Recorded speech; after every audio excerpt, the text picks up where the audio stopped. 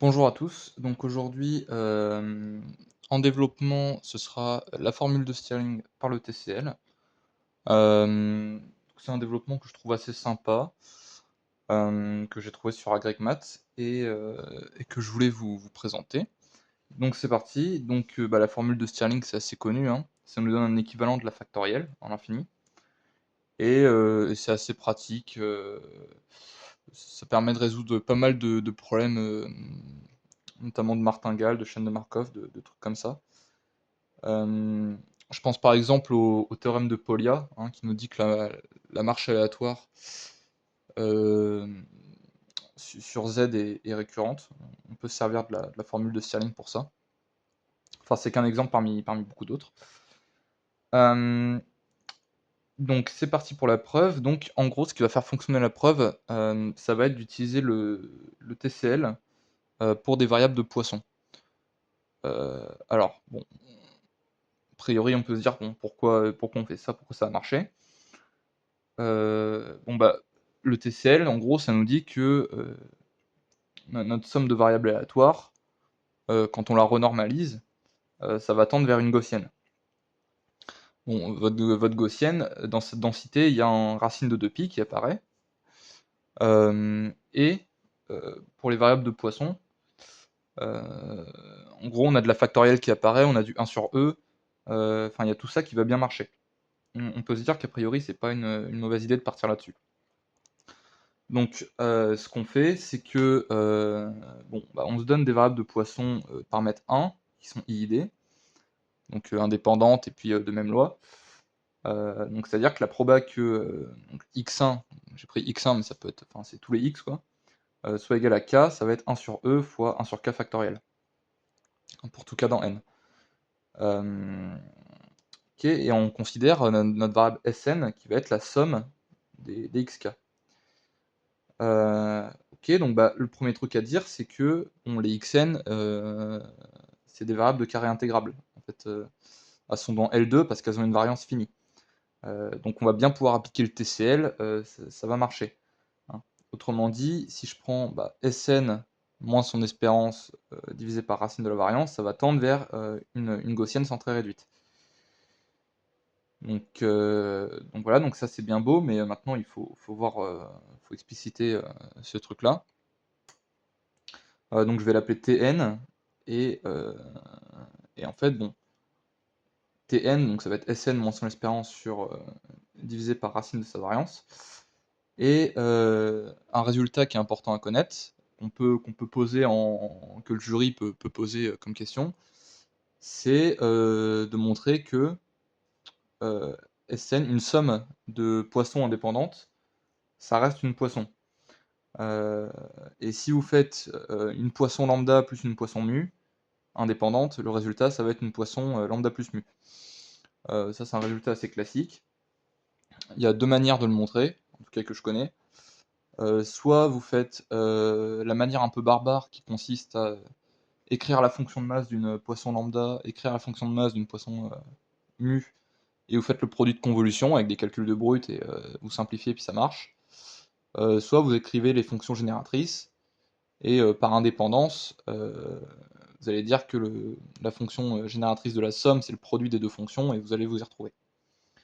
Donc ça je vous laisse le faire en exercice, c'est pas très dur à faire. Euh, et donc par le TCL, on a la convergence en loi, et donc on va avoir la convergence de ces probas-là. Proba que Tn soit plus grand que T va converger vers la proba que Z soit plus grand que T.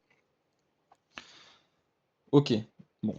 Mais en fait, c'est pas vraiment ça qu'on va regarder. On va regarder cette quantité-là. Euh, bon, ce qu'on remarque, c'est que si Tn est plus grand que T, Tn carré, il va être plus grand que T carré, hein. En fait, cet événement-là, l'événement Tn plus grand que T, il est plus petit, il est inclus dans cet événement-là. Donc les probas vont être inférieurs. Et, euh, et donc ça, ensuite, par l'inégalité de Markov, euh, la variance de Tn, en fait, ça va être 1. Euh, enfin, l'espérance, pardon, de Tn carré, ça va être 1. Donc en fait, je majore directement ça par 1 carré, par 1 sur T carré. Et ensuite, j'utilise de la convergence dominée, qui me permet d'intégrer de 0 à plus l'infini et de passer la limite sous l'intégrale. Alors vous allez me dire, oui, mais 1 sur t carré, c'est pas intégrable en 0. Oui, c'est vrai. Mais en fait, bon, bah, ça, c'est une proba, hein. Donc en fait, je peux le majorer par 1, tout simplement, sur l'intervalle 0, 1. Et ensuite, sur l'intervalle 1 plus l'infini, je peux le majorer par 1 sur t carré. Et donc ça, c'est bien intégrable sur 0 plus l'infini. Donc en fait, ce qu'il va falloir faire, c'est calculer ce truc-là, et en fait, ça nous donnera directement l'équivalent. Donc c'est parti. Hop là, je remets ça bien. Ok. Donc on va d'abord calculer le terme de droite parce qu'il est plus simple à faire. Donc j'écris ce que ça veut dire, hein, l'intégrale que la proba que z soit plus grand que t. Hein, donc c'est l'intégrale de 0 à plus infini. Bon, là, ça, c'est la densité d'une gaussienne centrée réduite. Hein, 1 sur racine de 2pi fois l'exponentielle. Et ensuite, ce que je fais directement, c'est que j'intervertis les intégrales. Hein, donc pour ça, j'utilise le théorème de Fubini. Bon, bah, faut justifier pour qu'on a le droit. Bah, c'est simple, tout est positif, donc j'ai le droit, tout simplement. Donc j'intervertis le dt et le dx. Et bon, juste un petit changement aussi. Ici, bon, on sait que t il est positif et x il est plus grand que t. Donc en fait, c'est-à-dire que t il est compris entre 0 et x. Hein, donc je remplace ici. Pardon, il y a eu une moto. Je remplace ici t par. Enfin, j'écris que t étant entre 0 et x. Bon, bah ça c'est une constante, hein, par rapport à t. Donc bah, c'est juste. Cette intégrale-là, c'est juste cette constante fois la longueur de l'intervalle. Donc c'est x fois exponentielle de moins x carré sur 2. Et ça, on en connaît une primitive, hein, ça va être justement ce que j'ai écrit à droite, hein, c'est-à-dire moins exponentielle moins x carré sur 2, pris entre 0 et l'infini. Bon, bah ça, en l'infini, ça vaut 0, et en 0, ça vaut 1. Donc en fait, il me reste juste du 1 sur racine de 2pi. Donc c'est pas mal, parce que c'est ce qu'on voulait faire apparaître, en fait, hein, du racine de 2pi pour Stirling. Bon, bah maintenant, en fait, le plus gros du boulot, ça va être de calculer ce truc-là, finalement. C'est ça qui est pas trivial. Bon, bah on va essayer de trouver, hein, quand même. Bon, bah donc j'écris, hein, proba que Tn soit plus grand que T, c'est la proba que Sn moins n sur racine de n soit plus grand que T. Bon, et là, bah, j'écris juste ce que ça veut dire, hein, je dis que c'est la proba que Sn. Moi, je connais la loi de Sn, donc bah, je fais apparaître Sn, soit plus grand que racine de n fois T plus n. Bon, jusque-là, ça va, c'est pas très compliqué. Ok. Bon, et maintenant, la proba que Sn soit plus grand que ce truc-là, ça va être la somme des probas que Sn égale K, où K est plus grand que ce truc-là.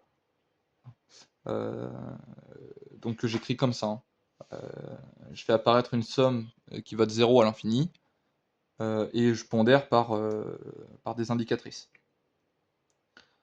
Et ensuite, ce que je vais faire, ça va être d'intervertir somme et intégrale. Encore une fois, j'ai le droit de le faire, parce que toujours Fubini, tout est positif, donc j'ai le droit de sommer, d'intégrer un peu comme je veux.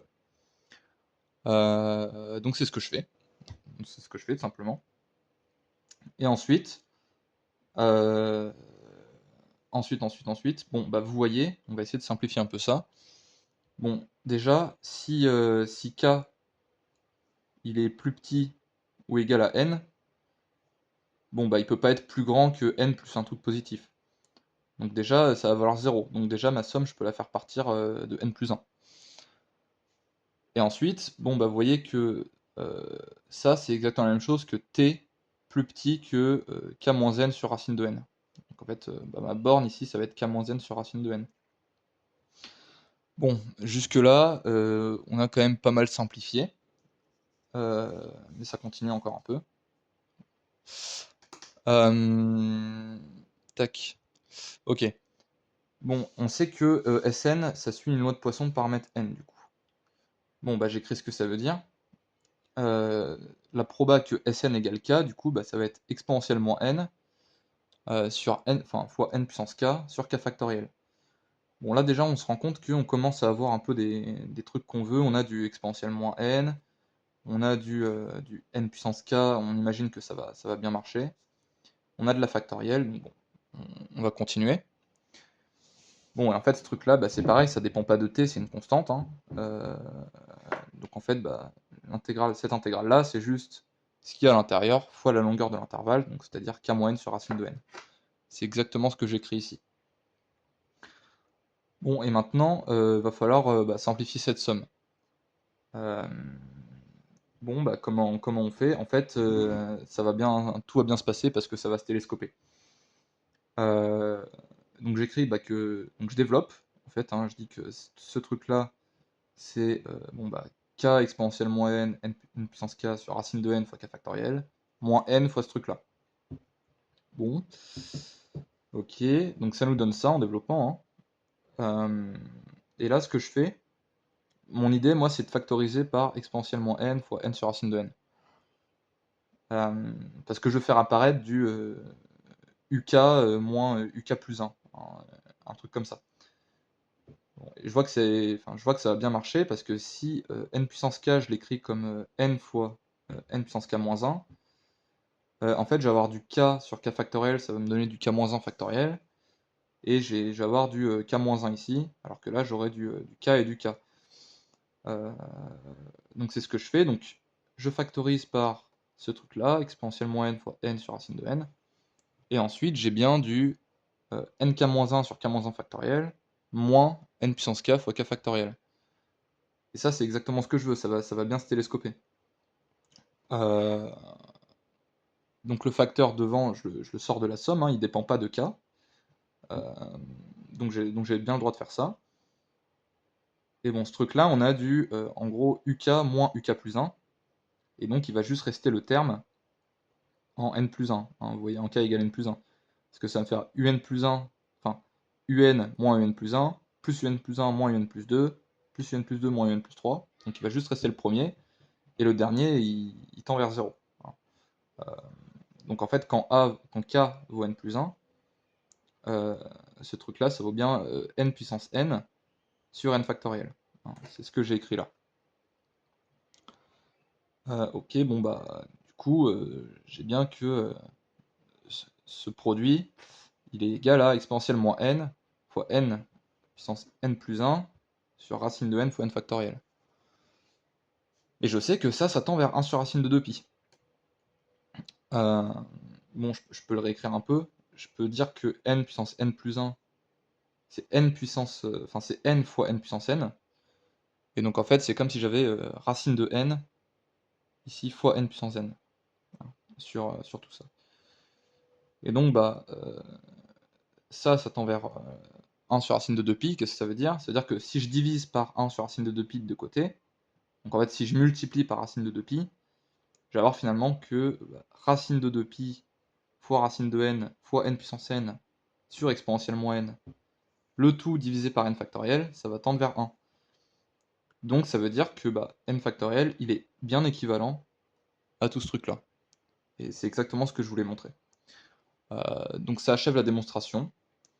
Donc voilà, donc pour les questions, bien être à l'aise avec les lois de Poisson, les variables discrètes en général, tout ce qui va être bien maîtriser les hypothèses de Fubini, convergence dominée, tout ça.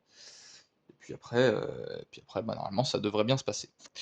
Voilà, voilà, donc à la prochaine pour une autre vidéo.